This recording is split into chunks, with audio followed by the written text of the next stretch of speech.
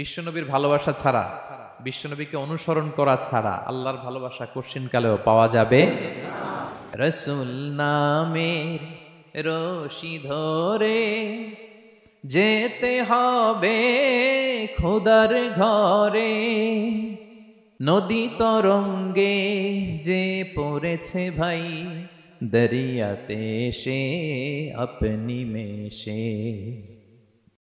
আসসালামু আলাইকুম ওয়া রাহমাতুল্লাহি তাআলা ওয়া বারাকাতুহু।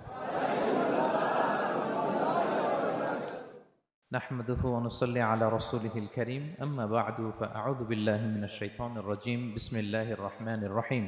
কুল ইন কুনতুম তুহিব্বুনাল্লাহা ফাত্তাবিউনি ইউহিব্বুকুমুল্লাহ ওয়া ইয়াগফির লাকুম যুনুবাকুম ওয়াল্লাহু গফুরুর রহিম।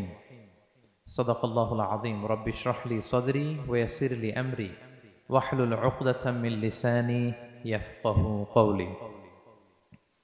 সাইবার জায়া কনফারেন্স 2023 বাংলাদেশি মুসলিম কমিউনিটি মালয়েশিয়ার আয়োজনে আজকের এই চমৎকার সন্ধ্যায় আপনারা যারা উপস্থিত হয়েছেন আপনাদের সবাইকে জানাচ্ছি আন্তরিক শুভেচ্ছা এবং মোবারকবাদ। আহলান ওয়া সাহলান ওয়া মারহাবান বিকুম ফি হাদাল লিকা আত-তাইয়িব আল মুবারক। শুরুতে আমরা আল্লাহ রাব্বুল ইজ্জা ওয়াল জালালের দরবারে শুকরিয়া জ্ঞাপন করতে চাই যে আল্লাহ রাব্বুল ইজ্জা ওয়াল জালাল আমাদেরকে এরকম চমৎকার একটি পরিবেশে বৃষ্টি বাদলকে উপেক্ষা করে আপনারা অন টাইমে আজকের এই প্রোগ্রামকে সৌন্দর্যমণ্ডিত করার জন্য সময় মতো চলে এসেছেন।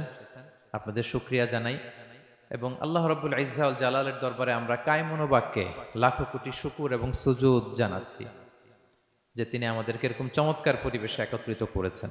আমরা সবাই পড়ছি কালিমাতুশ শুকুর আলহামদুলিল্লাহ। বরাবরের মতোই বাংলাদেশি মুসলিম কমিউনিটি মালয়েশিয়াকে অন্তরের অন্তঃস্থল থেকে ধন্যবাদ দিতে চাই। ওনারা বরাবরের মতো এরকম চমৎকার প্রোগ্রামের আয়োজন করে থাকেন যেটার সুবাদে আমরা কিছু কথা বলতে পারি, কিছু দিনই কথা শিখতে পারি। পাশাপাশি মিডিয়া কর্মী যারা এসেছেন, আমাদের প্রিয় সাংবাদিক ভাইরা যারা এসেছেন, নাশিদ পারফর্মার যারা এসেছেন এবং একপাশে আমি আমার বোনদের দেখতে পাচ্ছি, সবাইকে অন্তরের অন্তঃস্থল থেকে শুভেচ্ছা এবং হৃদয় নিংড়ানো ভালোবাসা জানিয়ে আমরা শুরু করছি। আমরা একটা থিমেটিক লেকচার উপস্থাপনের চেষ্টা করব, একটা নির্ধারিত বিষয়ের উপর কিছু আলোকপাত করব। বিষয়টা কি? বিষয়টা হচ্ছে আল্লাহ তাআলা যাদেরকে ভালোবাসেন তাদের নাম, তাদের গুণাবলী, তাদের ক্যারেক্টারিস্টিক্স, অ্যাট্রিবিউটস আল্লাহ তাআলা কালামুল্লাহ মাজিদে উল্লেখ করেছেন যে তিনি কাদেরকে ভালোবাসেন। তার আগে আপনারা একটু উত্তর করে আমাকে বলেন তো যে আমরা আল্লাহর ভালোবাসা পেতে চাই কি চাই না? সবাই চাই না? এটাই আজকে আমাদের আলোচনার টপিক, যে যাদেরকে আল্লাহ ভালোবাসেন। আমরা আজকের এই চমৎকার সন্ধ্যায় জেনে নিব যে আল্লাহ তাআলা কাদেরকে পছন্দ করেন এবং কাদেরকে ভালোবাসেন। এবং প্রিয় ভাই এবং বোনেরা, আল্লাহ তাআলার ভালোবাসা অর্জন এটা মানব জীবনের সবচাইতে বড় সৌভাগ্যের বিষয়। কি বলেন? আমরা যদি প্রেসিডেন্টের কাছের লোক হই, প্রধানমন্ত্রীর যদি কাছের লোক হই, যদি আমরা জানি যে পিএম আমাকে ভালোবাসে, প্রেসিডেন্ট আমাকে ভালোবাসে, কেমন লাগবে?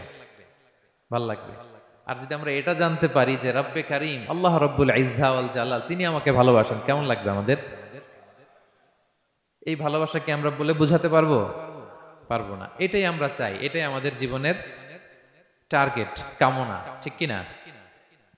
তো একজন প্রকৃত মুমিন সেই যে আল্লাহর সান্নিধ্য পেতে চায়, আল্লাহ তাআলার ভালোবাসা সে পেতে চায়।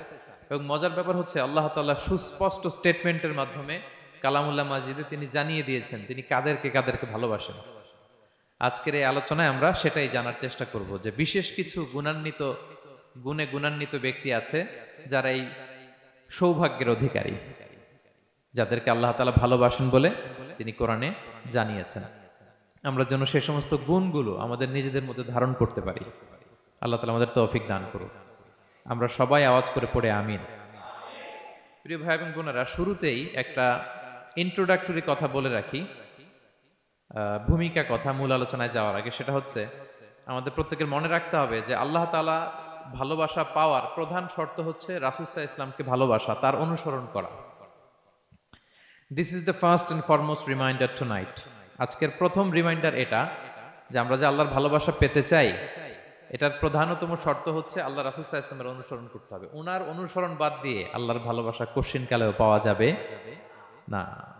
যে আয়াত দিয়ে সূরাত আলে ইমরানের 31 নম্বর আয়াত দিয়ে আমি আমার আলোচনা শুরু করেছিলাম। এই আয়াতে আল্লাহ তাআলা খুব স্পষ্ট করে বলছেন, কুল ইন কুনতুম তুহিব্বুনাল্লাহা ফাত্তাবিউনি ইউহিব্বুকুমুল্লাহ। হে নবী, আপনি বলে দিন যে ওহে আমার